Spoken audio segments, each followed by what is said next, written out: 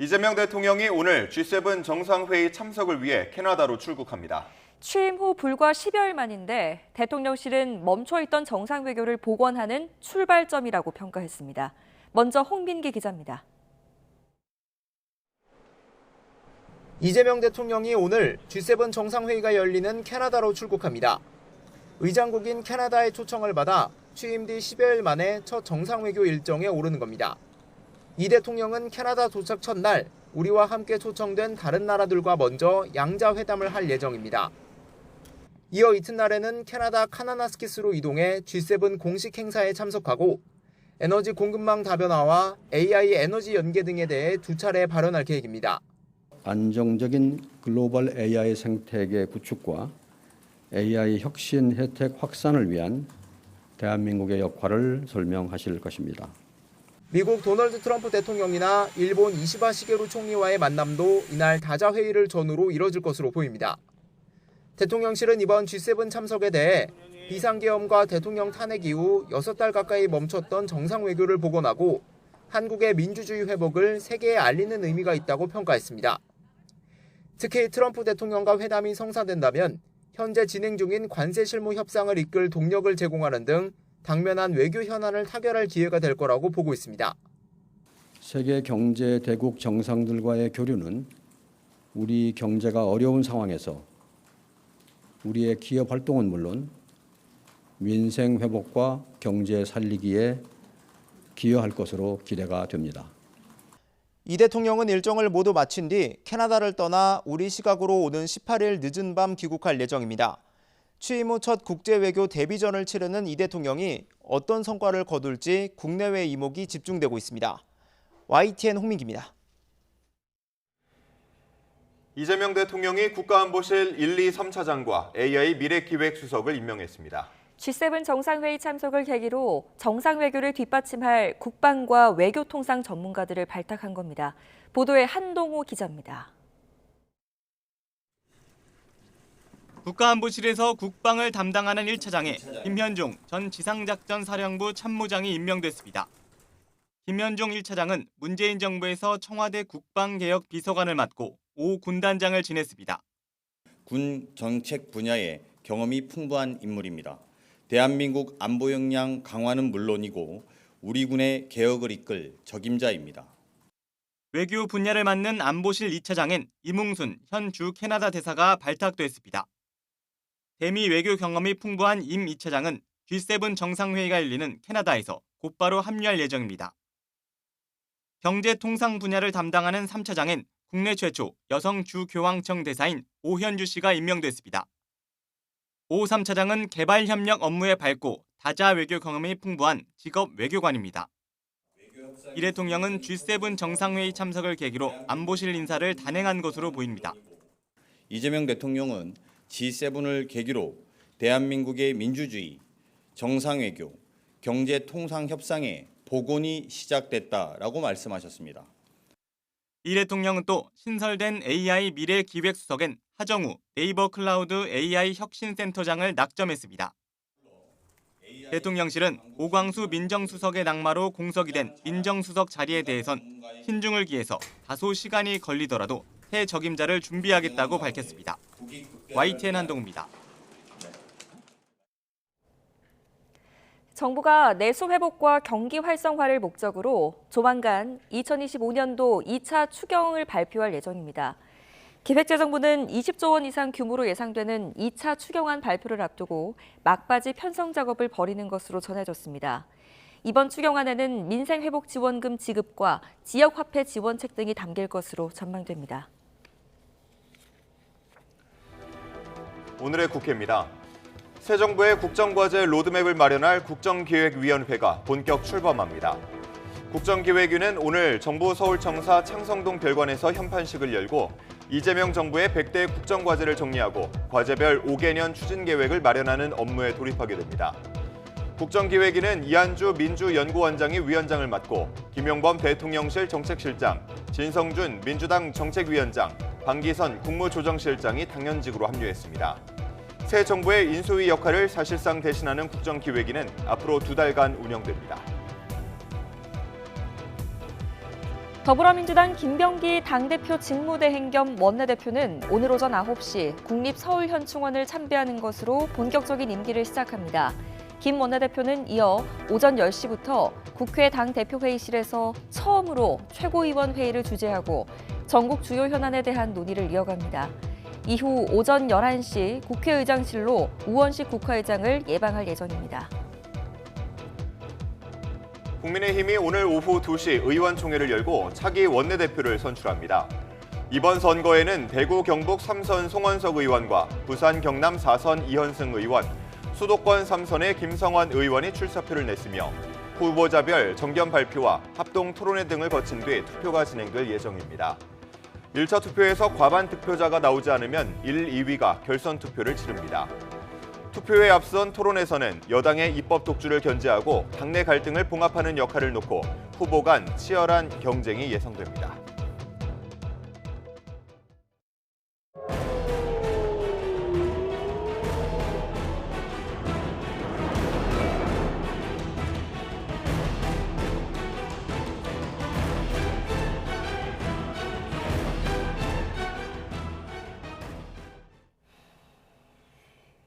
이스라엘과 이란이 연일 미사일 공격을 주고받는 가운데 이란이 서로 공격을 멈추자고 처음 제안했습니다. 하지만 이스라엘이 범위를 넓힌 추가 공습까지 예고하고 나서면서 공격과 보복의 악순환이 길어질 것이라는 전망이 나오고 있습니다. 두바이에서 조수연 특파원입니다. 이란은 텔아비브와 예루살렘 등 이스라엘 주요 도시에 중거리 탄도미사일로 강도 높은 보복을 이어갔습니다. 이스라엘 민간인 사상자가 크게 늘었고 물류 공업 중심지인 하이파 정유 공장도 피해를 입었습니다. 이란 외무장관은 이스라엘이 먼저 공격을 멈추면 이란도 보복을 중단하겠다며 양국의 충돌 이후 처음으로 상호 공격 중지를 제안했습니다. و این دفاع ما در پاسخ به تجاوز هست. لذا اگر تجاوز متوقف بشه طبیعی است که واکنش‌های ما هم متوقف میشه. 하지만 이스라엘이 즉각적인 반응을 내놓지 않자 공습을 이어갔고 이란 정예군 이슬람 혁명 수비대는 국가적 복수의 과정이 이제 막 시작됐다고 경고했습니다. 이스라엘군은 핵과 에너지 시설에 이어 이란 국방부 건물을 비롯해 수도 테헤란에서 80개가 넘는 목표물을 타격했다고 밝혔습니다. ההגעה לטהרן היא בעלת משמעות אסטרטגית ומבצעית רחבה. חיל האוויר ואגף המודיעין נערכו לכך שנים. 또 이란 전역의 군사 무기 제조 공장 근처에 거주하는 민간인들에게 안전을 위해 즉시 대피하라며 추가 공습까지 시사했습니다. 이런 가운데 도널드 트럼프 대통령은 미국을 의심하는 이란을 겨냥해 미국에 일절 보복하지 말라고 경고했습니다. 이스라엘의 공습에 미국은 개입하지 않았다며 두 나라 사이 피비린내 나는 분쟁을 끝낼 수 있다고 중재 가능성을 언급했습니다. 그렇지만 미국 언론에선 이란에 대한 이스라엘의 작전이 몇 주간 이어질 수 있으며 트럼프 행정부도 반대 의사를 표명하지 않았다는 당국자 얘기들이 보도되고 있습니다. 이란이 서로 공격을 중지하자는 새로운 제안을 내놓았지만 이스라엘은 응답하지 않고 있어서 무력 충돌이 장기화할 것이라는 전망이 나오고 있습니다. 두바이에서 YTN 조수연입니다. 이스라엘과 이란의 충돌이 전면전으로 확산할 경우 유가 급등으로 우리 산업이 큰 타격을 받을 것이라는 우려가 커지고 있습니다. 이란이 대응 수단으로 호르무즈 해협을 봉쇄한다면 오일 쇼크급의 유가 상승으로 중동 지역 에너지 수입 의존도가 높은 우리나라에 타격이 불가피할 전망입니다. 정부 관계자는 국내에 6개월 이상 석유와 가스 비축분이 있으며 이번 공습 상황을 예의주시하며 에너지 안보에 미치는 영향을 지켜보고 있다고 설명했습니다. 트럼프 미 대통령이 이스라엘과 이란의 분쟁에 미국이 개입할 수 있다고 밝혔습니다. 트럼프 대통령은 캐나다에서 열리는 주요 7개국 G7 정상회의에 참석해서 동맹국 정상들과 중동 사태와 함께 관세 협상에 대해서도 논의할 것으로 보입니다. 뉴욕 지국 연결해서 자세한 소식 들어보겠습니다. 이승윤 특파원, 트럼프 대통령이 중동 위기에 개입 의사를 밝혔죠? 네, 그렇습니다. 트럼프 대통령이 미국 ABC 방송과의 인터뷰에서 이스라엘과 이란의 분쟁에 미국이 개입할 가능성이 있다고 말했습니다. 또 블라디미르 푸틴 러시아 대통령이 중재자로 나서는 것에 대해 열려 있다고 말했습니다. 이어 푸틴이 중재와 관련해 자신에게 전화를 했고 오랜 시간 논의를 했다면서 푸틴 대통령이 준비가 돼 있는 상태라고 밝혔습니다. 이스라엘과 이란의 충돌에 대해 트럼프는 양측의 협상을 촉구하면서 합의를 이룰 것이라고 말했습니다. 트루스 소셜에 올린 글에선 중재를 위해 많은 통화와 만남이 진행되고 있다며 자신이 많은 일을 하지만 인정을 받지 못하고 있다고 언급하기도 했습니다. 로이터 통신은 미국 당국자의 말을 인용해 이스라엘이 이란의 최고 지도자인 아야톨라 알리 헤메네이를 제거하겠다는 계획을 미국에 미리 알렸지만 트럼프가 거부했다고 보도했습니다. 네, 이어서 트럼프 대통령은 캐나다에서 열리는 G7 정상회의에 참석해서 동맹국 정상들과 이 중동 전쟁 문제 그리고 관세 문제를 논의할 예정이라고요. 네, 그렇습니다. 트럼프는 올해 1월 백악관에 복귀한 이후 첫 다자 외교 무대인 주요 7개국 G7 정상회의에 참석해 동맹국 정상들과 함께 이 중동 전쟁 문제의 평화적 해결 방안을 논의합니다. G7 정상회의 주최국인 캐나다 마크 카니 총리는 물론 영국 키어 스타머 총리, 프랑스 에마뉘엘 마크롱 대통령은 한 목소리로 긴장 완화와 대화를 강조했습니다. 프랑스 마크롱 대통령의 발언을 직접 들어보시겠습니다. Nous continuons à appeler à la désescalade, à la reprise des discussions. J'ai pu hier m'entretenir avec le président d'Iran et j'ai appelé à ce que les discussions reprennent au plus vite. C'est aussi ce que j'ai plaidé dans mon échange avec le président Trump qui partage cette vision, donc on aura l'occasion de... 다만 마크롱은 덴마크 자치령 그린란드를 찾아 그린란드의 주권과 영토 보전에 대한 프랑스와 유럽연합의 연대와 의지를 표명하면서 트럼프와는 각을 세웠습니다. 특히 트럼프의 그린란드 편입 위협과 관련해서는 동맹이 할 일이 아니다라고 비판했습니다. 프랑스 등 G7 국가들은 트럼프가 발표한 상호 관세와 미국이 진행 중인 국가별 무역 협상 문제도 집중 논의할 전망입니다. 국가별 무역 협상을 이끄는 스콧 베센트 재무장관은 앞서 지난 11일 관세 시한 연장 가능성을 내비쳤지만 트럼프는 그럴 필요성이 있다고 생각하지 않는다며 이를 뒤집었습니다. 특히 이제 특정 시점이 되면 각국과 협상하지 않고 단지 서한을 발송할 것이라며 미국이 일방적으로 정한 상호 관세율을 각국에 통보하겠다는 방침을 재확인했습니다. G7 회원국 중에 이미 무역 합의를 이룬 나라는 영국밖에 없는데요. 미국의 협상 대상은 현재 일본, 독일, 프랑스, 이탈리아, 캐나다 등 5개 나라가 남아 있습니다. 특히 한국도 이번 G7 정상회의에 초청받아 이재명 대통령이 회의에 참석할 예정인 만큼 트럼프와의 첫 대면에서 한미 무역 협상 난제의 실마리를 찾아낼 수 있을지 주목됩니다. 이번 G7 회의에서 트럼프가 볼로디미르 젤렌스키 우크라이나 대통령과 만나 휴전 협상 문제에 대해 어떤 입장을 내놓을지도 관심을 모으고 있습니다. 또 트럼프가 집권 2기 취임을 전후로 캐나다를 미국의 51번째 주라고 지칭하면서 캐나다에서 반트럼프 정서가 커진 상황도 주목할 사안인데 캐나다 측은 충돌을 최대한 피하겠다는 방침입니다. 지금까지 뉴욕에서 YTN 이승윤입니다. 미국과 일본이 캐나다에서 열리는 G7 회의 계기 정상회담을 앞두고 막판까지 관세 문제를 협의했습니다. 일본 정부는 그제 일본 측 관세 담당 강요인 아카자와 류세이 경제재생상이 하워드 러트닉 미국 상무부 장관과 약 30분간 전화통화했다고 밝혔습니다. 일본 정부는 보도자료를 통해 양측의 이익이 되는 합의 실현을 위해 매우 심도 있는 대화를 진행했다며 계속해서 조율을 이어갈 것이라고 전했습니다.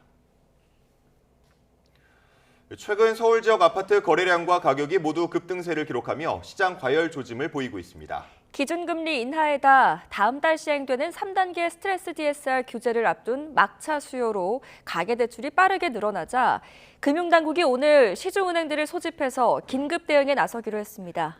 김태민 기자입니다. 서울 부동산 시장은 지난달부터 거래량과 가격 모두 뚜렷한 증가세를 기록하고 있습니다. 5월 서울 아파트 거래량은 7천여 건으로 신고 기한을 보름 정도 남기고도 이미 한 달 전 수준을 훌쩍 넘었습니다. 직전 최고가 기록을 경신하는 거래도 서울 전역에서 속속 이뤄지고 있습니다. 서울 강남 3구와 용산구 등에서 시작된 매수 수요가 한강 벨트를 따라 퍼지면서 지난달에는 서울 양천구와 마포구의 아파트 매매 가격 지수가 잇따라 전고점을 돌파했습니다.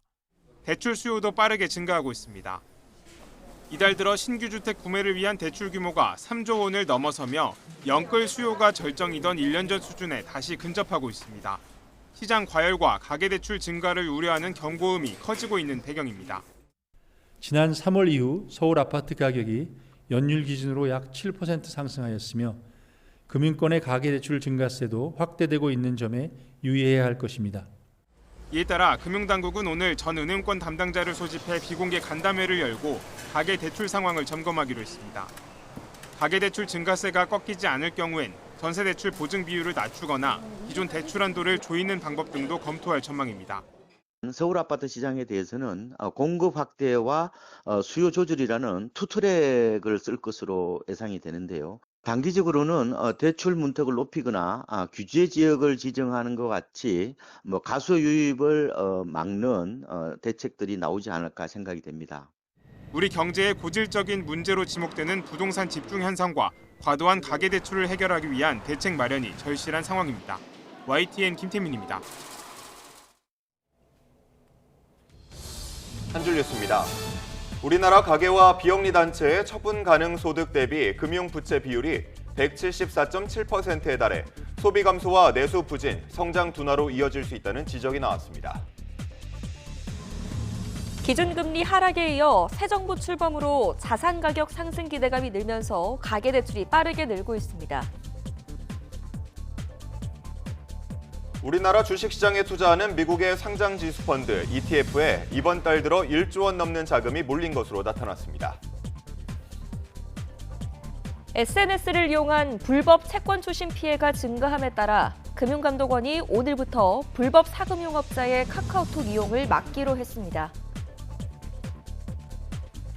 올해 여름 배추 생산량이 평년보다 25% 가까이 감소할 거란 전망에 금배추 우려가 나오자 농림축산식품부는 비축량을 확대하는 등 안정적인 공급을 위해 모든 수단을 총동원하겠다고 밝혔습니다.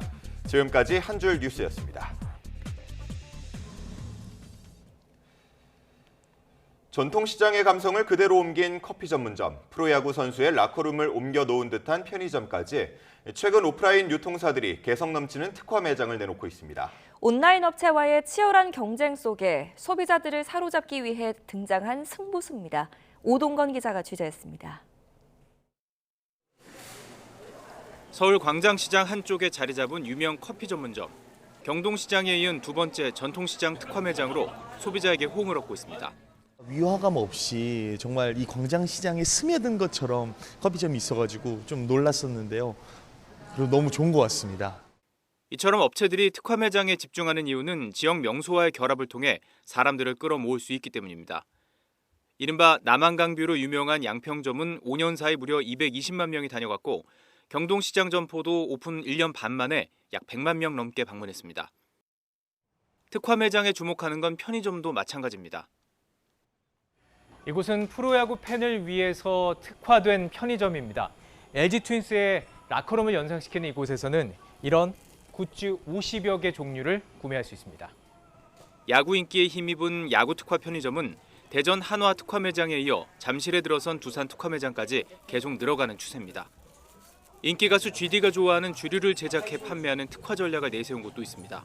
온라인에서 구매하는 것보다는 여기에 이제 현장에 나와서 그러니까 이제 매장에 와서 여기 와서 샀다. 나는 여기에 직접 찾아왔다라는 거를 인증하는 것도.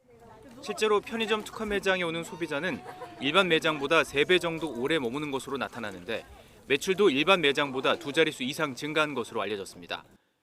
온라인 업체들이 강세를 보이는 유통가, 소비자들을 사로잡기 위해 특별한 매장을 만들려는 오프라인 유통가의 전략은 당분간 계속될 전망입니다. YTN 오동건입니다.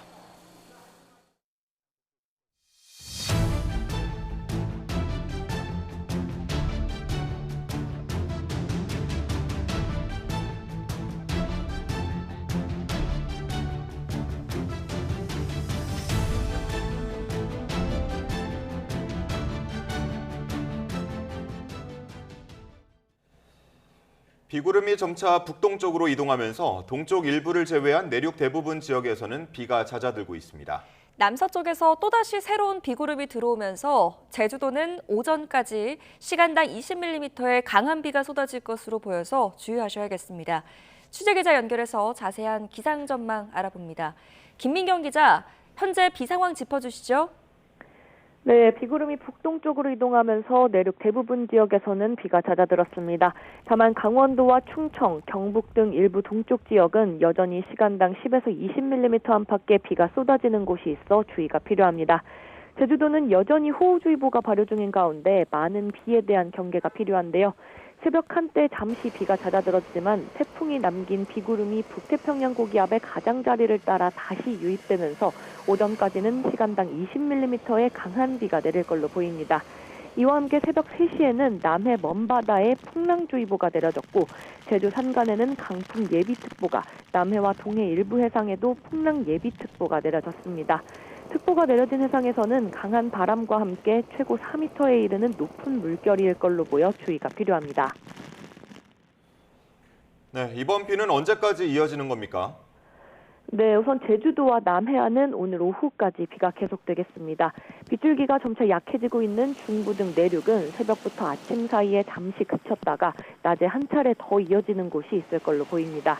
예상되는 추가 강수량은 제주도에 20에서 70mm, 남해안에 10에서 40mm, 수도권을 포함한 내륙에는 5에서 30mm입니다. 이후 주 중반까지는 비 소식 없이 맑고 더운 날씨가 이어지겠는데요. 기상청은 변동성이 크긴 하지만 이번 주 후반쯤 정체전선이 위로 올라오면서 내륙에도 장마가 시작될 가능성이 있다고 보고 있습니다. 지금까지 과학기상부에서 YTN 김민경입니다. 밤사이 내린 비로 전국적으로 피해 신고가 잇따랐습니다. 빗길 교통사고도 곳곳에서 발생했습니다. 사회부 취재기자 연결해서 들어보겠습니다. 표정우 기자, 피해 신고 내용 전해주시죠. 네, 먼저 저희 YTN에 들어온 제보 영상부터 보시겠습니다. 어젯밤 9시쯤 인천 주안동에 있는 한 주상복합단지 건물 외벽에서 폭포수처럼 빗물이 쏟아지고 있는데요. 제보 주민은 폭우로 건물에 문제가 생긴 것 같다고 우려를 전했습니다. 신고를 접수한 소방은 안전조치를 마치고 시청에 시설 관리를 인계했습니다. 어젯밤 많은 비가 온 제주에서도 다친 사람은 없었지만 사고가 잇따랐는데요. 11시 20분쯤 제주 서귀포시 남원읍에선 많은 비로 커다란 나무가 도로로 쓰러졌다는 신고가 들어왔고 밤 10시 10분쯤 제주시 한림읍에선 맨홀에서 빗물이 역류해 관계당국이 모두 안전조치를 나섰습니다. 네, 폭우로 인한 교통사고도 잇따랐다고요?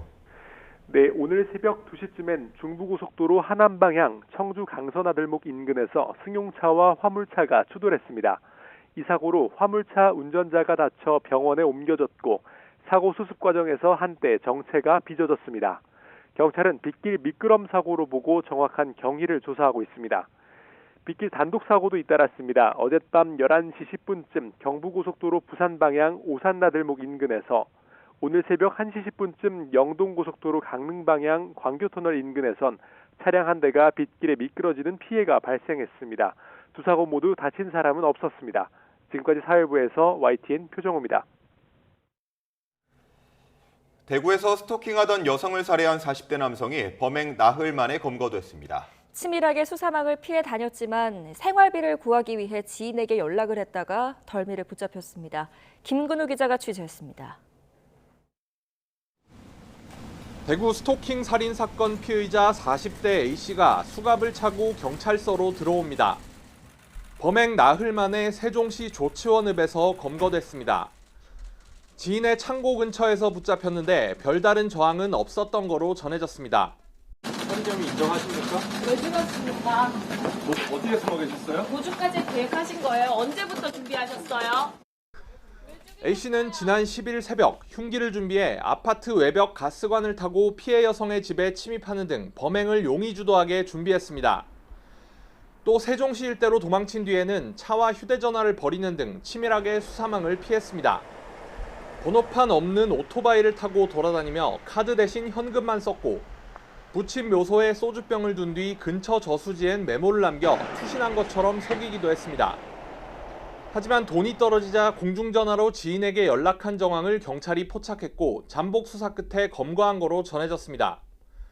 보강 조사를 마친 경찰은 A씨에 대해 살인 혐의로 구속영장을 신청했습니다. A씨는 앞서 한 달쯤 전에도 피해자를 흉기로 위협한 혐의로 경찰 조사를 받았지만 당시 법원이 구속영장을 기각하면서 풀려나 범행을 저질렀습니다. YTN 김근우입니다. 3대 특검이 임명된 이후 휴일도 없이 인선과 사무 공간 확보에 속도를 내고 있습니다. 조은석 내란 특검은 대한변호사협회에 특검보 추천을 요청했고 공수처장과도 면담했습니다. 김영수 기자가 보도합니다. 내란 특검은 파견 검사 60명을 포함해 최대 260여 명으로 꾸려집니다. 메머드급 수사팀을 이끌게 될 내란 특검의 특검보는 김건희, 최상병 특검보다 2명 많은 6명을 둘 수 있습니다. 특검이 8명의 후보자를 올리고 대통령은 6명을 임명하는 구조인데 조은석 특검이 이 가운데 일부를 대한변호사협회에 추천해달라고 요청했습니다. 이에 따라 변협은 후보군을 선발해 인사검증을 거쳐 오는 17일까지 추천하기로 했습니다. 조 특검은 오동훈 공수처장도 만나 인력 파견과 청사 등 시설 이용에 대해 논의했습니다. 김건희 여사 관련 의혹을 수사할 민중기 특검 역시 휴일을 반납하고 직접 사무 공간을 물색했습니다. 민 특검은 부장판사 출신 문홍주 변호사를 면담한 걸로 알려졌는데 인선과 관련한 YTN 취재진 질문에 아직 준비 중이라 답변하기 어렵다며 어느 정도 모양이 갖춰지기까지 배려해달라고 밝혔습니다. 최상병 사건을 수사하는 이명현 특검도 공식 출범 준비에 속도를 내면서 이른바 3대 특검의 사무실과 인선의 대체적인 윤곽이 조만간 드러날 걸로 보입니다. YTN 김영수입니다. 3대 특검이 출범 준비에 속도를 내는 가운데 윤석열 전 대통령은 오늘 내란 우두머리 혐의 형사재판 7차 공판에 출석합니다. 서울중앙지방법원은 오늘 윤석열 전 대통령의 내란 우두머리 혐의 사건 7차 공판을 진행합니다. 윤 전 대통령은 3차 공판부터 지상 출입구를 통해 법원에 출석하고 있는데 특검 임명 등에 대해 언급할지 주목됩니다. 오늘 공판에서는 계엄 당시 김철진 국방부 장관 보좌관과 계엄사 기획조정실장을 맡았던 이재식 합참 전비태세 검열 차장에 대한 증인 신문이 진행될 예정입니다. 건진법사 전성배 씨가 인사청탁 불만이 담긴 메시지를 보낸 대상이 김건희 여사 최측근인 정모 전 대통령실 행정관으로 특정된 것으로 전해졌습니다. 서울 남부지검은 최근 전 씨 휴대전화 포렌식을 통해 지난 2022년 3월 이후 정 전 행정관 연락처로 3차례에 걸쳐 관련 문자 메시지를 보낸 내역을 확보한 것으로 알려졌습니다. 전 씨는 정 전 행정관에게 윤핵관 측에서 제 사람들을 쓰지 말라고 했다거나 나를 희생양으로 삼는 걸 보고 권력의 무서움을 느꼈다는 취지의 문자 등을 보낸 것으로 파악됐습니다. 정 전 행정관은 코바나 콘텐츠 시절부터 일하며 김 여사를 가까이에서 보좌해온 인물로 김 여사 최측근 인사 중 한 명입니다.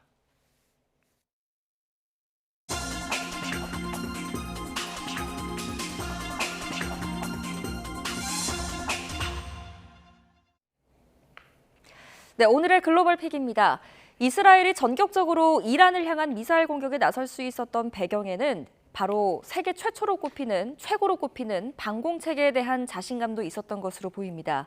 하지만 이란의 보복 공격에 이스라엘 주요 도시도 큰 피해를 보면서 철벽으로 불리던 아이언돔이 허점을 노출했다는 평가를 받고 있습니다. 신호 기자입니다. 어둠을 뚫고 이란에서 날아오는 불빛을 이스라엘 미사일들이 하늘에서 막아냅니다. 요격망을 피한 이란의 다른 미사일들은 이스라엘 텔아비브와 예루살렘을 폭격했습니다. 세계에서 가장 촘촘하다는 평가를 받았던 이스라엘의 방공체계가 허점을 노출했습니다. 이스라엘은 단거리 로켓을 막는 사거리 70km 미만의 아이언돔과 중거리 미사일 요격을 담당하는 사거리 300km의 다윗의 돌팔매, 이스라엘판 사드로 불리는 사거리 2400km의 최상층 방어체계 에로우2와 3, 이렇게 3단계 방공체계를 갖추고 있습니다. 여기에 드론 공격 방어를 담당하는 레이저 무기 아이언빔도 2023년 배치했습니다.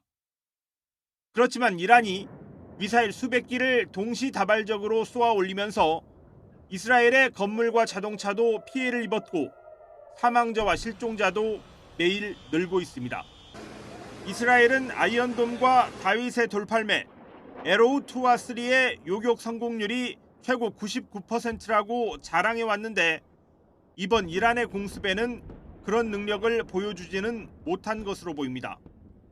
뉴욕타임스는 이란이 과거에는 이스라엘 군사기지를 목표로 삼았지만 이번엔 보복 공격 범위가 넓어질 수 있다면서 이스라엘의 방공 체계가 시험대에 올랐다고 분석했습니다. You can see even with David Sling, even with Iron Dome, the fact is they are launching hundreds of missiles at a time, But can I ask you which on that overwhelms the system. That raises the question of U.S. involvement here. 이스라엘은 자체 방공 체계에다 미국의 요격 지원까지 받고 있는 상황인데 중동에 배치된 미군의 사드나 미 해군 함정이 직접 이란 미사일을 요격해주는 단계까지 개입했는지는 확인되지 않았습니다. YTN 신호입니다. 호주 연구진이 기존 육상 곰팡이보다 플라스틱을 훨씬 더 빠르게 분해하는 해양 곰팡이를 발견했습니다. 플라스틱 쓰레기 문제 해결에 돌파구를 마련할 수 있을 것으로 기대됩니다. 한상옥 기자입니다. 2020년 기준 전 세계에서 발생하는 플라스틱 쓰레기는 연 5,200만 톤. 이 가운데 57%는 무단 소각되고 43%는 그대로 버려지며 심각한 환경 문제를 일으키고 있습니다. 호주 연구진이 이런 플라스틱 쓰레기 문제 해결을 위한 작은 돌파구를 찾았습니다. 2023년 연구팀은 30일 후 21%, 90일 후 최대 27%까지 폴리프로필렌을 분해할 수 있는 육상 곰팡이를 처음 발견했습니다.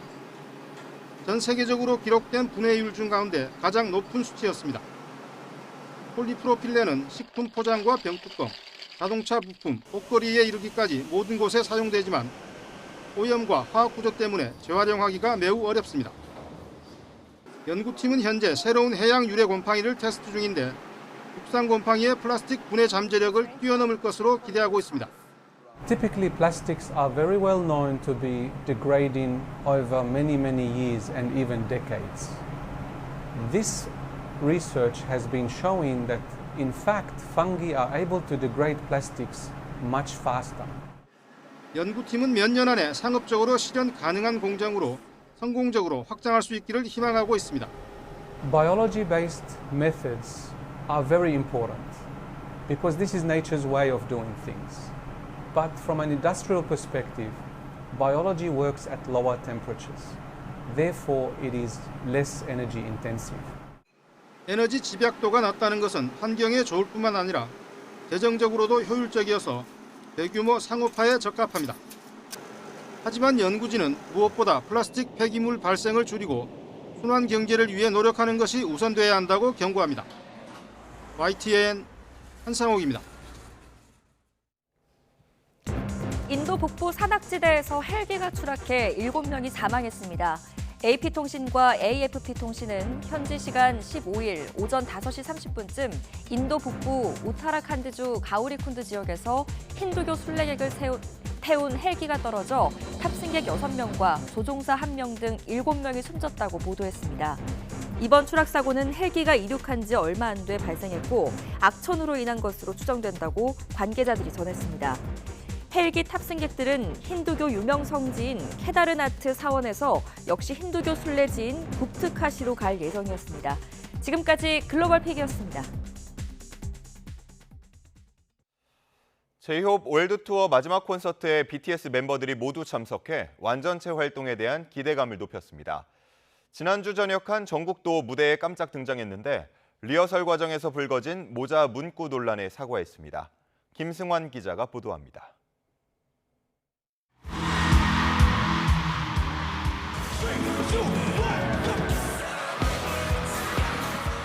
지난 2월 시작한 BTS 제이홉 월드 투어 피날레 공연에 화려한 막이 오릅니다. 그리고 이 파이널 공연을 이렇게 의미 있는 날 6월 13일에 하게 되어 너무너무 영광입니다. 네. 공연 첫날 저녁 3일 차인 정국이 깜짝 무대를 선보였습니다. BTS 멤버들이 한 무대에 선 건 2022년 10월 부산 콘서트 뒤 2년 8개월 만입니다. 우리 군복무를 마치고 돌아온 정국이에게 소리 질러! 1년 6개월. 와. 그렇죠. 되게 많이 보고 싶었습니다, 진짜. 일찌감치 전역해 오는 28일 콘서트를 준비 중인 진도 등장해 팬들을 열광시켰습니다. 저도 저기서 보고 있었는데 우리 죄엽 군이 진짜 너무 멋있더라고요. 아니면 형만 하겠어요. 너무 멋있어서 진짜 깜짝 놀랐어요. 무대에 서지 않은 나머지 멤버들 모두 콘서트장을 찾아 끈끈한 우정을 과시했습니다. 우리 오늘 공연에 또 멤버들이 와줬어요. 멤버들은 저에게 너무나도 소중한 존재고. 이런 가운데 정국은 리허설 때 착용한 모자의 문구가 논란이 되자 사과에 나섰습니다. 이는 트럼프 대통령의 슬로건을 패러디한 건데 일본 우익 정치인들이 사용하는 문구로 알려져 있습니다. 모자 제작업체도 정치적 의도가 없었지만 불편함을 느꼈을 분들에게 죄송하다며 고개를 숙였습니다. YTN 김승환입니다. 미국 관세 정책으로 대미 자동차 수출이 크게 줄어 관련 업계가 위기를 맞고 있습니다. 이런 상황 속에 국내 최대 자동차 도시인 울산에서 노동자를 위로하고 해법을 마련하는 자리가 마련됐습니다. 보도에 오태인 기자입니다. 테이블에 둘러앉은 사람들이 점심으로 도시락을 함께 먹으며 이야기를 나눕니다.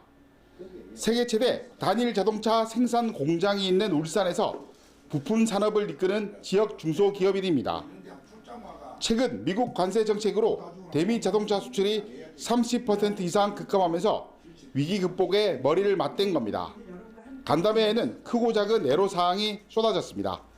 버스 한 대하고 그다음에 마을버스 한 대가 들어오는 게 고작입니다. 그래서 이거를 접근할 수 있는 방법을 좀 늘려주시면은 저희 인원들이 차를 두고 또 시내에서도 올 수 있고 이런 각지에서 올 수 있는 편의가 되지 않을까 싶어서 간담회장 밖에는 공단 노동자를 위한 공간이 마련됐습니다. 가볍게 안마를 받기도 하고 마음을 가다듬는 향기로 심신을 달래며 업무 스트레스는 있습니다. 이번 행사는 중소기업 노동자에게는 휴식을, 경영자에게는 소통하는 자리가 됐습니다. 중소기업들이 자긍심을 높일 수 있도록 각종 문화행사라든지 그리고 복지 행사도 다양하게 개최하겠습니다. 그래 역시 기업하기 좋은 울산을 만들어 가겠습니다. 지역 및 맞춤 복지 사업 가운데 하나로 시작된 이번 행사는 울산 지역 주요 산업단지 8곳을 돌며 중소기업과 협력을 강화할 예정입니다. YTN 오태인입니다.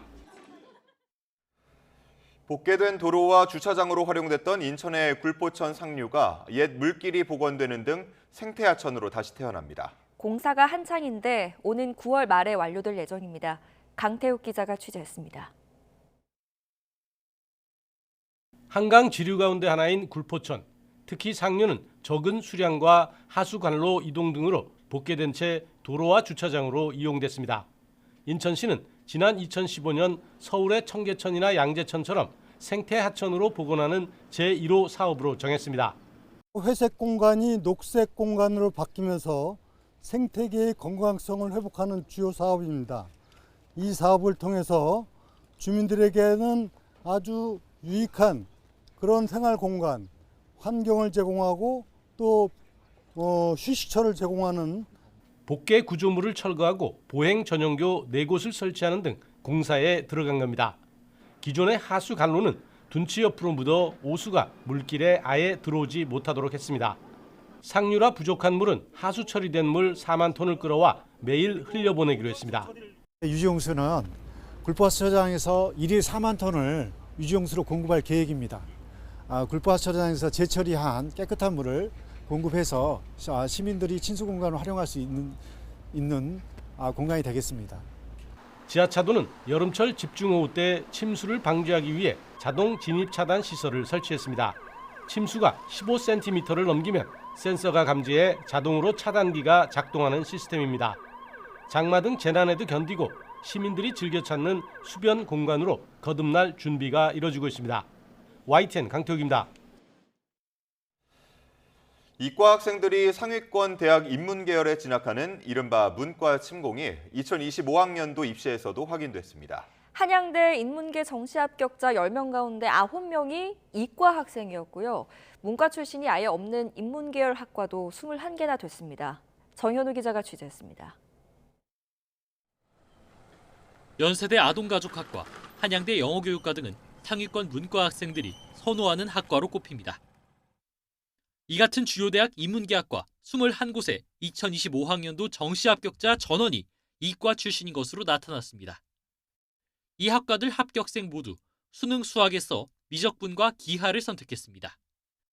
2022학년도부터 통합 수능으로 문이과 구분이 없어졌지만 수능 수학에서 미적분이나 기하를 택하는 학생들을 이과생으로 분류합니다. 이처럼 어려운 선택 과목을 택해 높은 표준 점수를 받은 뒤 상위권 대학 인문계열에 진학하는 이과생의 문과 침공이 매년 발생하고 있습니다. 한양대 인문계열학과 24곳 가운데 이과 수험생 비율은 87.1%에 달했고 서강대 86.6%, 건국대 71.9%로 뒤를 이었습니다. 조사 대상인 주요 대학 17곳 340개 학과의 이과생 비율은 평균 55.6%였습니다. 인문계열 정시 합격생 절반 이상은 이과생인 셈입니다. 다만 서울대와 고려대는 수학 선택 과목 비율을 공개하지 않아 조사 대상에 포함되지 않았습니다. 종로학원은 이과생들의 문과 침공이 선택 과목이 폐지되는 2028학년도 수능까지 계속될 것으로 보인다면서 올해 입시에서도 인문계열 학과의 합격선 예측이 어려워져 문과생들이 느끼는 불안감은 커질 수밖에 없다고 지적했습니다. YTN 정현우입니다. 어젯밤 10시 반쯤 경기 화성시 양감면에 있는 전기차 배터리 재생 공장에서 큰 불이 났습니다.